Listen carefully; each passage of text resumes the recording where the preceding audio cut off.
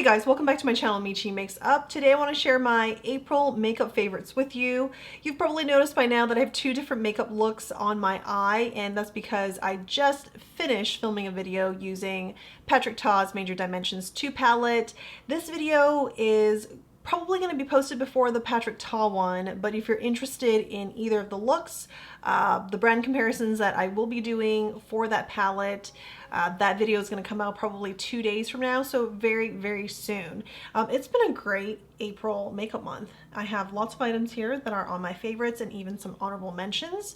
So I encourage you to get comfortable, get your favorite beverage, and I hope you enjoyed this video. The very first item is Sisley's liquid eyeshadow, and it depends if you the learning curve can be a bit steep depending on the shade. For bronze, I love how it looks. You can build it up so that it's more opaque, but if you just want to go for a natural look, it can be quite sheer but interesting because it's quite sparkly. And I have found a brush that I really like. It's this Units brush, synthetic fibers, flat. I use the applicator, put one swipe of product, go in to blend out, and if I want more dimension, I wait for that first layer to dry, and then I go back to dab some more product on, and either use this brush or another brush that's a little bit maybe more dense, or a finger, and just do this. It's really nice that once the first layer of product dries, and then you put a second layer, that second layer, even though it's still wet, it doesn't stick to the first layer and then start moving the first layer. That would be a nightmare to work with. Like, I just think, I don't know, like I don't have the skills to work with that. So this doesn't do it, and that's why it's on my favorites list. If you have some of the deeper shades, maybe the learning curve is a little bit steeper. It's a little less forgiving if you don't quite blend it out, or if you're using a little bit too much product. I think the key to this is just being comfortable, whether you use a finger or a brush or even a sponge, just being comfortable with the tool that you want to use to give you the right diffusion, spread, or concentration of product.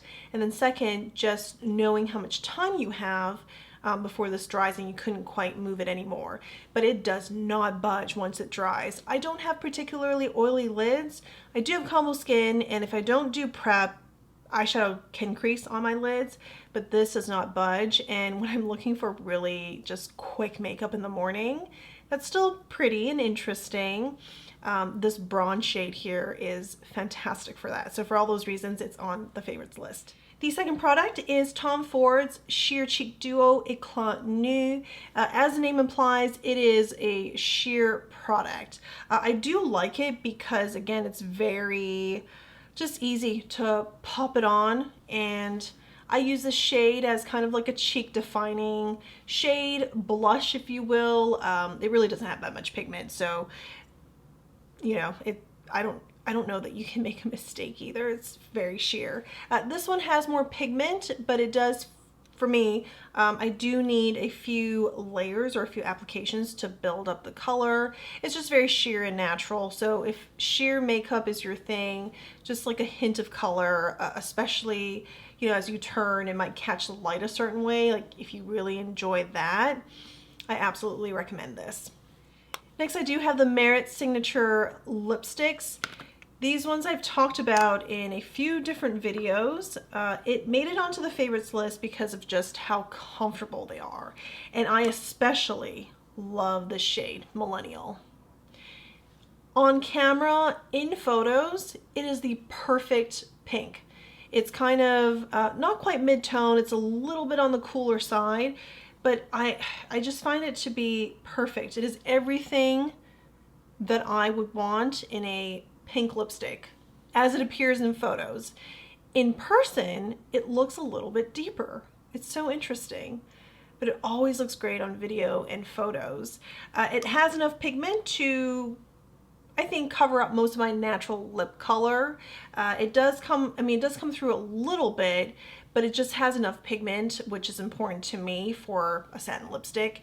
And because it's so comfortable, it also has a lot of natural oils and hydrating ingredients. Therefore, it also transfers very easily. I've talked about this also extensively, is if you wear a light neutral shade, it's very forgiving because when it's transferred and you really don't, you have gaps. Like you see that here, right here, where your lips have touched the, you know, cup, water glass, whatever.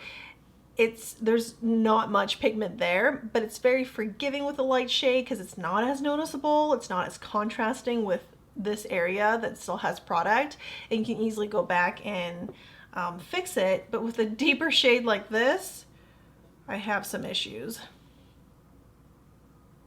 Pretty. It's very pretty. I just have some issues, and it's not as forgiving. What else about these?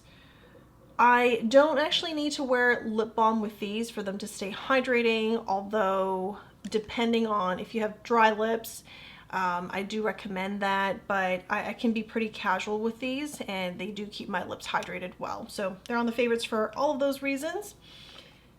Next I have Victoria Beckham's Kajal Pencil, and this is in the shade Ash. This also is, it just glides right on. It is super creamy,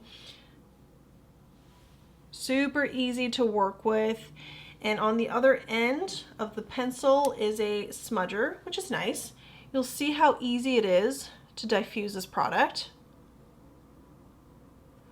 Whether you diffuse it or you leave it, once it's settled, and for that very specific reason, it's my favorite. Well, on top of the fact that it's easy to put on, but it doesn't budge once you're done working with it. So I was just really impressed. I'm looking forward to picking up a few more of these later in the year. Next is, and I don't have a full-size product, it's just a sample that I got and I tried in a recent Tom Ford makeup video, but this is the Tom Ford Radiance foundation in the shade 4.0 Fawn. I am most impressed that this is exactly, it matches my skin tone almost exactly. It's been a very long time since I found a brand where they had a shade match that is like near 100%. The last one was probably, I think, Makeup Forever, and it was their HD foundation from like 2 formulations ago, so years ago. And I mean, I guess we can't be that surprised, or I can't be that surprised, because he does have over 40 different shades for his foundation, like Tom Ford does for this line. And so, I mean, the chances of you finding the right one, it's much higher than other brands, but still. In addition to the great shade match, the foundation also wore very nicely throughout the day. It does have a radiance finish, so sometimes I worry with my combination skin, it's just gonna break apart sooner. For the most part, I think around the face, it was great. It was just this area here that broke up soon. Well, soonish, about 3 hours plus, and then it kind of broke up more throughout the day. Otherwise, everything else looked great. Not a fan of the scent. It's not pungent or anything, but I just do not like scent in my complexion products. So that's the only point that I have about this. But between how nicely it wore and the shade match, it's on the favorites list. Then I have here the Kosas Cloud Set in the shade Breezy. This compact powder, I've talked about it multiple times. I had this little sample that I've been using and then picked up a full size during the Sephora event. Really love it. I won't add too much more to it. This is great. Then we have SUQQU's from their pre-summer collection, the Pure Color Blush 131. This is limited edition. The reason why it's on, I love their Pure Color blushes, and I don't know whether I love Pure Color blushes, that line more, or the melting line, or the melting blush line more. I mean, their powder blush products are excellent, but I don't have anything quite this purple for blush, and it just goes on very beautifully. It is on the lighter side, deeper, more pigmented than the Eclat Nu, but it just holds its own. It has a special place in my collection, so I've included it on this list. And speaking of blush products, the next item, which sits very high on the list, is the Tom Ford Shade and Illuminate Blush in 02 Explicit Flush. This here, I only tried it once. I need to go back into it. Definitely need a product update on this as well. I was so impressed that both shades I can use as blush, and I can combine these two, layer them on top of each other to get dimension. That kind of layering and effect is something you would get if you use a cream blush and maybe you set it with loose setting powder and then you put powder blush on top. You get that effect with this. I'm just so impressed, and I'm kind of sad that I sat on this for a long, well, not sat on it, but I didn't get this product for a long time, only till very recently. It's really pretty. So it sits very high on the list for those reasons. The second to last top favorite item is going to be the Pat McGrath Belle of the Ball Mothership Palette. Pat is back with this. We've seen a number of Pat McGrath eyeshadow palettes, including her Divine Rose 9, Mothership 9 palette. But this brings so much excitement because it is not part of the Divine Rose collection. It is not a pinky, rosy eyeshadow. We've got this here. This shade is so interesting. And while, to be honest, I haven't gone back to it, it's just what I know Pat McGrath for. Just really exciting eyeshadow combinations. She has a special shade that she included in here. I love that. And then paired with this are her Satin Allure lipsticks. This is super comfortable, and it's very, very mildly scented. I appreciate that. It's just super comfortable. I think this collection, which is part of her Bridgerton 2 collaboration, is a home run, is such a hit. I love seeing that from Pat, so I wanted to make sure I included in my favorites. And for my top favorite item of April is the Dior Riviera Quint. This is from the Riviera collection and the namesake Quint. The looks that I get from this, well, the looks that I tend to build with this is very similar, but they are some of my favorite looks. And I find myself going back to this over and over again. In fact, I had to put it away, get it out off my vanity in order to stop going back to this and use other eyeshadows. I love this. Love this. This is my favorite Dior Quint so far. And I have about, I think, 30 of them. This is my favorite. All right, so the favorites are all out of the way. I have some honorable mentions. The first honorable mention is going to be also from the Dior Riviera collection, is Pink Riviera. This is their luminizer, their highlighter. It's scented. I do like Dior products, but all of their complexion products are scented, and I just don't find myself going back to them as often as I would if they were not scented. But this is a beautiful highlighter, and it's just so cohesive with the collection. If the collection only had the 2 quints and maybe some nail polish, you know, some other things, it would be kind of disappointing, but here we are. They came out with these beautiful luminizers. I think it really nicely rounds out the collection. So it's an honorable mention. It's a beautiful shade. And the other honorable mention is from Victoria Beckham, her new Lid Luster shade in Starlight. It's nothing, you know, innovative, or nothing we haven't seen before. I think her formula is innovative, but it just meets the assignment. Kind of a warm antique-ish gold. It's beautiful. I love the look that I created.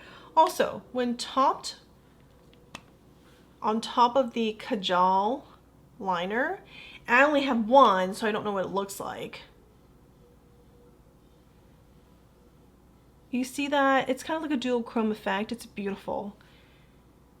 Because of this gold, I don't find myself thinking about it, like wearing it to work as a daytime look, but I might as well try. You can make it dramatic or you can tone it down a bit, but I might as well try. So I do love that she came out with gold. It is an honorable mention rather than a favorite because I wasn't obsessively going back to it. There were definitely, you know, the other products that I mentioned here, I definitely made a point to go back to it because I wanted to really wear it. There's more of a time and place for this instead, so it's an honorable mention. Thank you for watching. If you are new to the channel and have come so far in watching this video, give this video a thumbs up, subscribe, and ring the bell to get notified every time new content is released. I review a lot of luxury makeup, clean beauty, occasionally luxury skincare, and now luxury handbags. See you guys in the next one. Bye.